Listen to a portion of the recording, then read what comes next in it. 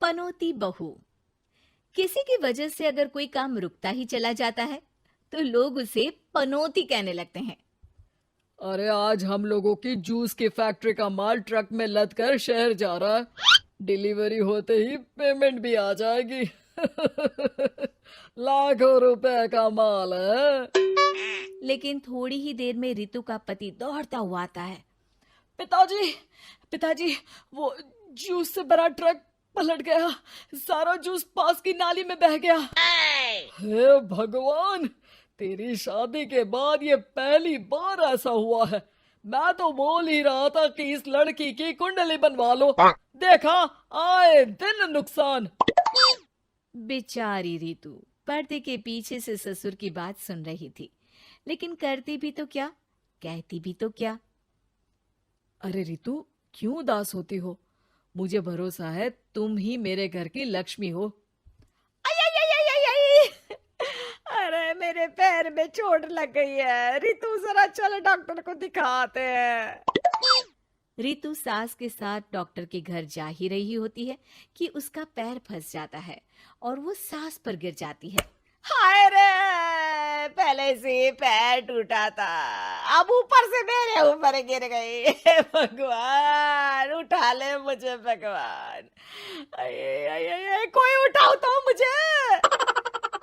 हाँ हाँ सासू माँ, लाइए हाथ दीजिए, यहाँ बैठिए, मैं पानी लेकर आती हूँ।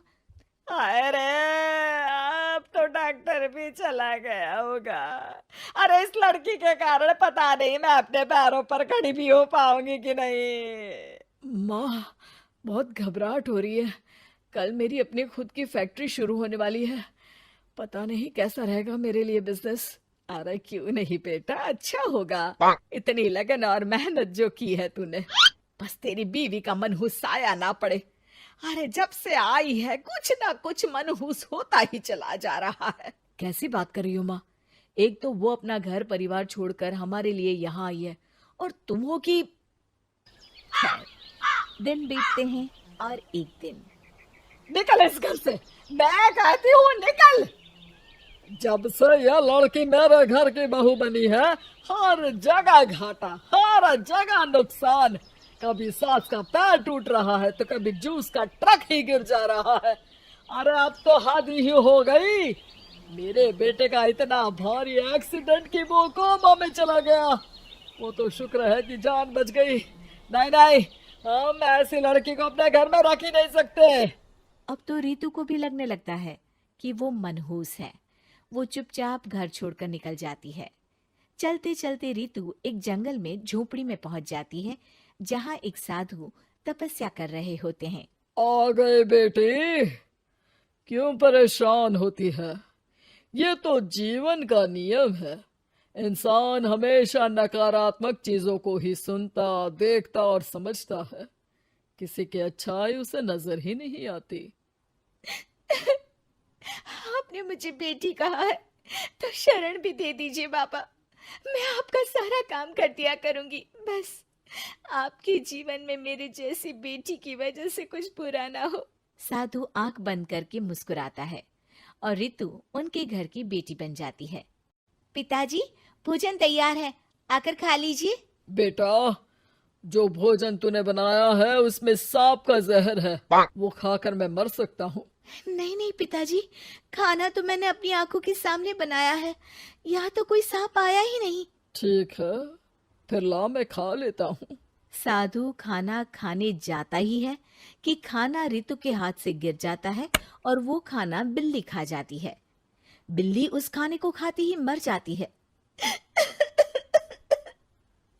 नहीं पिताजी, मैंने खाने में जहर नहीं मिलाया। मुझे इस बात का पता नहीं पिताजी। मैं ये बात जानता हूँ। खाने में जहर का मिलना और इस खाने का गिरना, ये तो पहले से ही तय था। इसमें तुमने कुछ नहीं किया है बेटी। रितु समझ नहीं पाती कि क्या हो रहा है। वो रोने लगती है और साधु को अपनी सारी कहानी सुना देती है कि कैसे उसके ससुराल वालों ने उसे पनौती मान लिया था। साधु मुस्कुराकर कहता है, बेटी, क्या चाहती हो तुम? क्या तुम जीवन भर यहाँ रहना चाहती हो या फिर अपने ससुराल जाना चाहती हो? पिताजी, मैं ससुराल जाना चाहती हूँ क्योंकि वहाँ मेरी ज़रूरत है।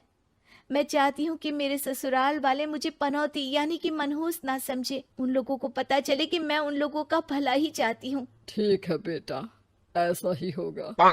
तो कल मेरे साथ चलना। दोनों अगले दिन रितु के ससुराल जाते हैं, जहाँ साधु के साथ रितु को देखकर सास कहती है, अरे वाह रे करम चली, हम लोगों के घर में तूफान लाकर चैन ना मिला तुझे। जब जादू टोटका करने के लिए ये बाबा बाबा बुलाकर किसी को लेकर आई है। नाना माँ जी, ये तो मेरे धर्म के पिताजी हैं। मुझे ससुराल वापस छोड़ने आए हैं। ये तो बस पिता का धर्म निभा रहे हैं। इन्हें कुछ मत कहिए। वाह जी वाह, 4 महीने बाद आज ही अपने पैरों पर खड़ा हुआ हूँ और ये मनहूस फिर से आ गई। इस बार क्या जान लेके जाएगी? अरे मेरी भी सिर्फ टांग में फ्रैक्चर था, अब ये आ गई है तो पक्का टांग काटनी ही पड़ेगी। हे भगवान, पिछली बार तो जूस का पूरा ट्रक ही पलट गया था, इस बार तो पक्का फैक्ट्री में ताला ही लग जाएगा। रितु के नए साधु पिता सबकी बात गौर से सुन रहे थे। फिर वो बोल पड़ते हैं, मैं आप लोगों को कुछ दिखाना चाहता हूँ। वो साथ में गोला लाए थे। उस गोला में वो सबको कुछ दिखाते हैं। वो दिन दिखाते हैं जब जूस से भरा ट्रक गिरता है। पास के कुछ जानवर उस गिरे जूस को पीते हैं और वहीं मर जाते हैं। देखो, इस जूस में तुम्हारे फैक्ट्री के मैनेजर ने जहर डाला था। अच्छा हुआ वो ट्रक गिरा, वरना पूरा परिवार जीवन भर के लिए जेल में होता। हे भगवान, तब तो न जाने कितने लोगों की मौत हो जाती इस जूस को पीकर।